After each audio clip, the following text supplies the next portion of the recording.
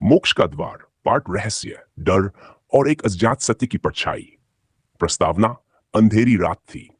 घड़ी की सुइयां आधी रात के द्वार बजा चुकी थीं। एक सुनसान गांव जो चारों ओर जंगलों और पहाड़ियों से घिरा हुआ था, अपने आप में कोई साधारण गांव नहीं था।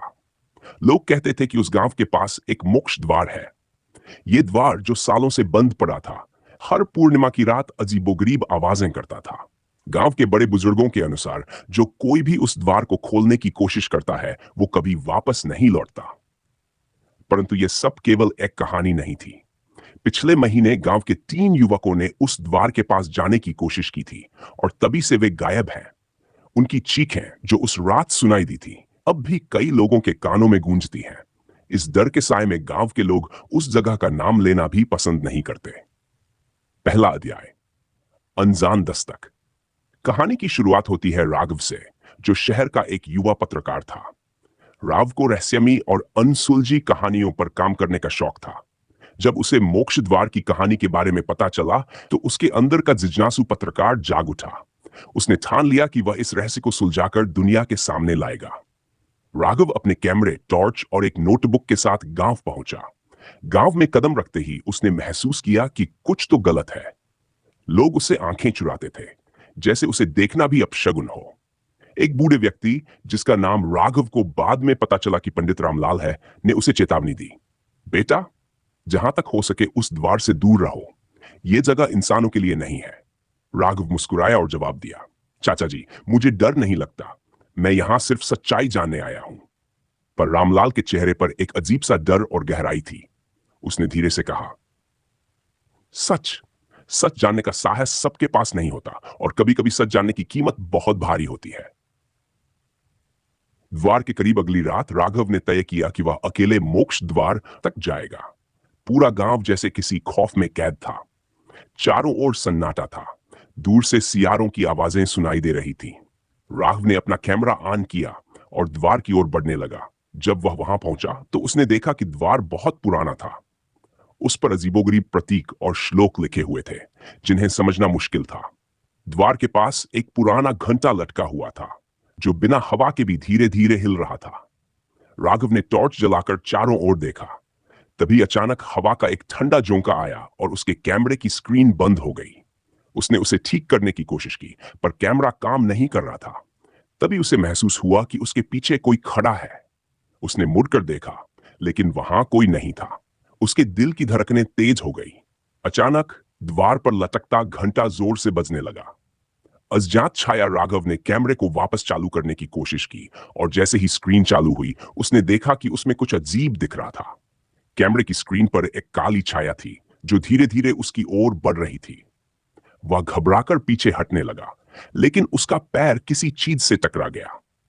उसने नीचे देखा तो वहां वही 3 युवक पड़े थे जो महीनों पहले लापता हुए थे। उनके चेहरे सफेद थे, आंखें खुली हुई थीं और वे स्थिर पड़े थे। राघव ने चीखने की कोशिश की, लेकिन उसकी आवाज गले में अटक गई। तभी एक फुसफुसाती आवाज उसके कानों में गूंजी, तुम्हें सच जानना है राघव? तो ये द्वार खोलो। वह पलटकर भागने की कोशिश करने लगा, लेकिन उसके कदम जैसे जम गए थे।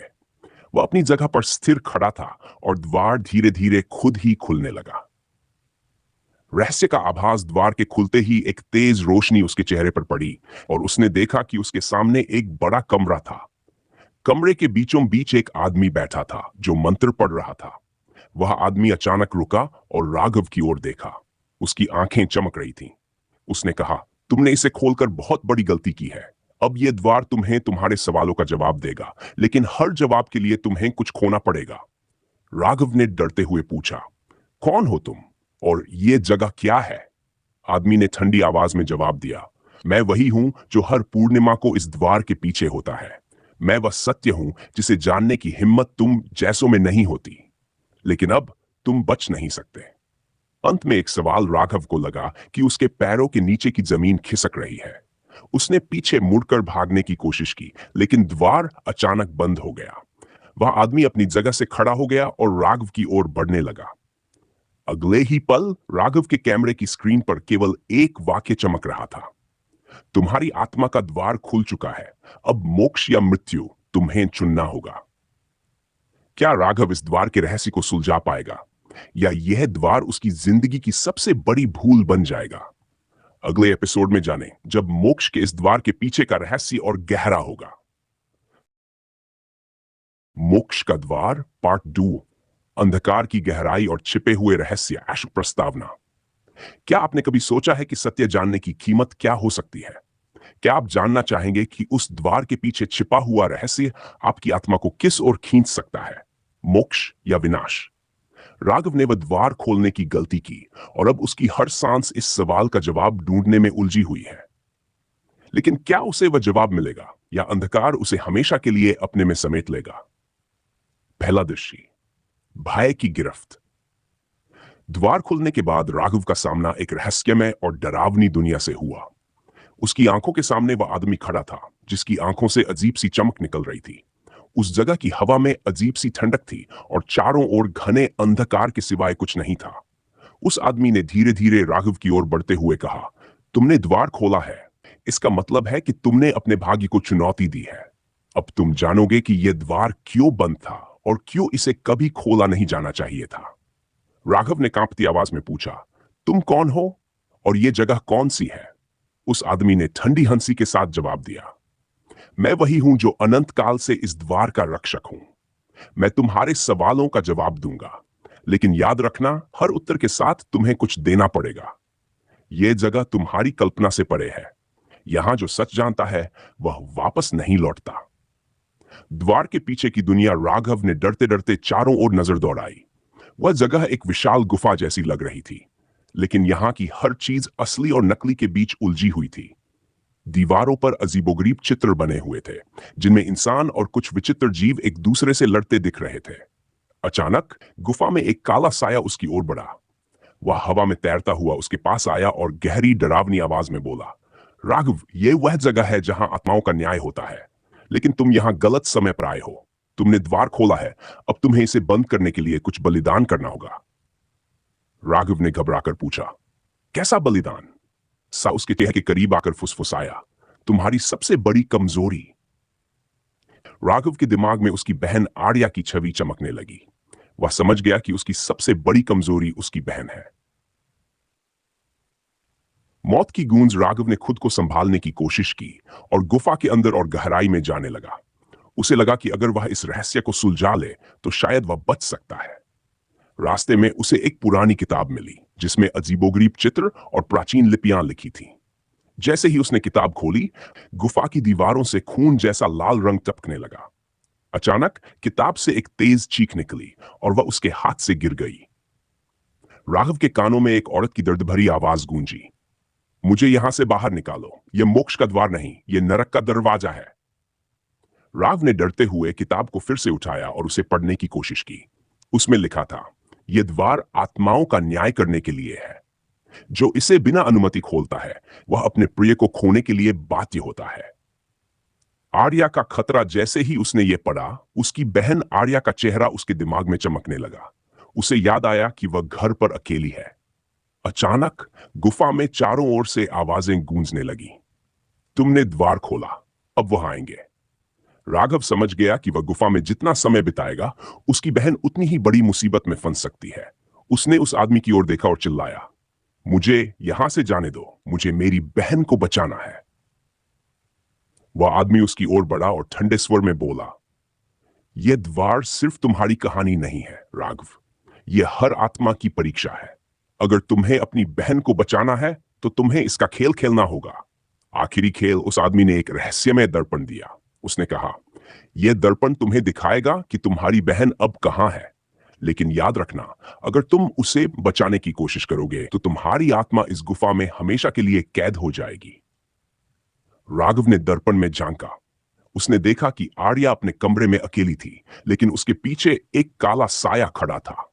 वह साया धीरे धीरे आर्या के करीब जा रहा था। राघव चिल्लाया, नहीं, मुझे कुछ करना होगा। आदमी ने ठंडी हंसी के साथ कहा, अब फैसला तुम्हारा है राघव, अपनी बहन को बचाने का मौका लो या अपनी आत्मा को बचाने का। अंत में एक और रहस्य। राघव ने बिना सोचे समझे कहा, मैं अपनी बहन को बचाने के लिए कुछ भी करूंगा। आदमी ने उसकी ओर देखा और कहा, तुमने यह कहकर अपने भाग्य का फैसला कर दिया है। गुफा की दीवारें हिलने लगीं और सब कुछ अंधकार में बदल गया। राघव को लगा कि वह कहीं गिर रहा है। जब उसने अपनी आंखें खोली तो वह अपने घर में था, पर वहां सब कुछ अलग था। आर्या उसके सामने खड़ी थी, लेकिन उसकी आंखें काली थीं। उसने मुस्कुराते हुए कहा, तुमने मुझे बचाने के लिए अपनी आत्मा दे दी राघव। अब यह दुनिया तुम्हारी नहीं है। जारी रहेगा। अगले एपिसोड का हुक, क्या राघव अपनी बहन को बचाने के लिए सही रास्ता चुना या वह एक और जाल में फंस गया? कौन था वह आदमी और मोक्ष द्वार के पीछे की असली सच्चाई क्या है? यह रहस्य और गहराता जाएगा। मोक्ष का द्वार, सत्य का बंधन और एक नई शुरुआत। प्रस्तावना। क्या कभी ऐसा हुआ है कि आपको अपने आसपास सब कुछ जाना पहचाना लगे, लेकिन फिर भी हर चीज अनजान महसूस हो? क्या आपने कभी अपने करीबियों को देखकर सोचा है कि शायद वे अब वही नहीं रहे जो पहले थे? राघव को अब अपने फैसले की कीमत समझ में आने लगी थी। उसने अपनी बहन को बचाने के लिए अपनी आत्मा का सौदा किया, लेकिन अब यह सवाल था कि क्या वह सच में आर्या को बचा पाया है या वह कुछ और ही बन चुकी है। पहला दृश्य, अजनबी घर।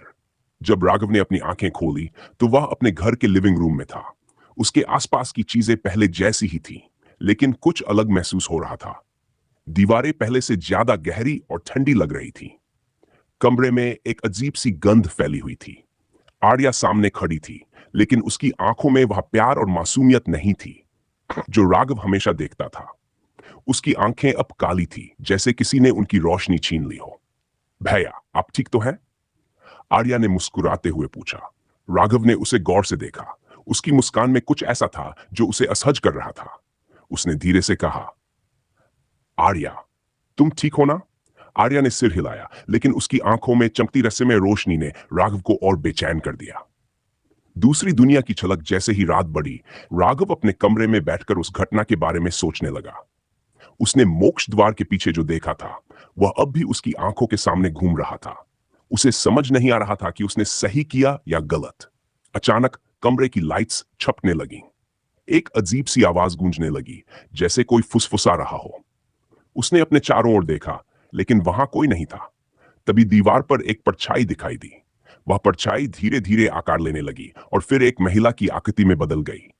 उसने राघव की ओर इशारा करते हुए कहा, तुमने द्वार खोला और अब इसका परिणाम भुगतने के लिए तैयार हो जाओ।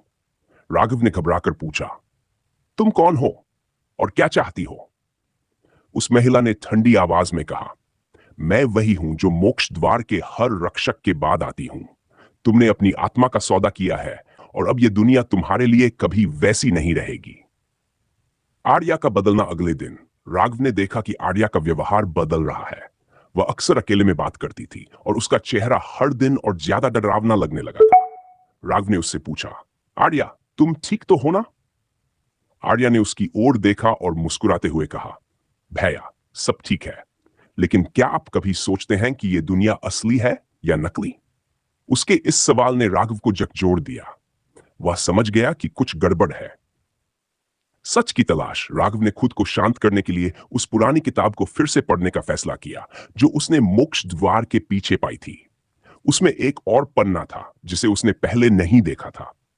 पन्ने पर लिखा था, जिसने मोक्ष द्वार खोला उसके पास सिर्फ दो रास्ते हैं, या तो वह अपने दिए हुए बलिदान को पूरा करे या द्वार का खेल खत्म होने तक अंधकार में खो जाए।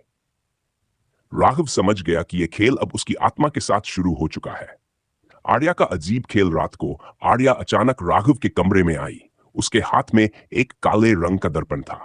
उसने राघव की ओर देखते हुए कहा, भैया, इस दर्पण में झांक कर देखिए, यह आपको आपकी सच्चाई दिखाएगा। राघव ने दर्पण में झांका। उसमें उसने खुद को नहीं बल्कि अपनी आत्मा को देखा। वह गहरी अंधकार में डूबा हुआ था और उसकी बहन आर्या वही साया बन चुकी थी जो उसने गुफा में देखा था। दर्पण में एक आवाज आई, तुमने जो खोला है वह सिर्फ शुरुआत है। अब तुम्हारे पास समय कम है। यह दुनिया धीरे धीरे तुम्हारी सच्चाई को निगल लेगी। एक नई चेतावनी। राघव को अब यकीन हो गया था कि उसकी बहन अब वही नहीं है।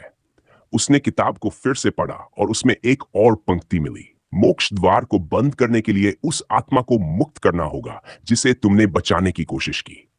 राघव समझ गया कि उसे अपनी बहन को बचाने के लिए अपनी जान का बलिदान देना होगा।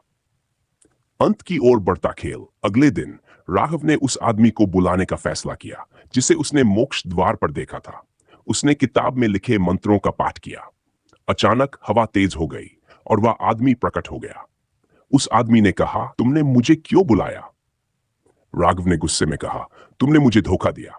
तुमने कहा था कि मेरी बहन बच जाएगी, लेकिन वह अब वही नहीं रही। उस आदमी ने ठंडी हंसी के साथ कहा, मैंने कहा था कि हर बलिदान की एक कीमत होती है। तुम्हारी बहन की आत्मा अब अंधकार में है।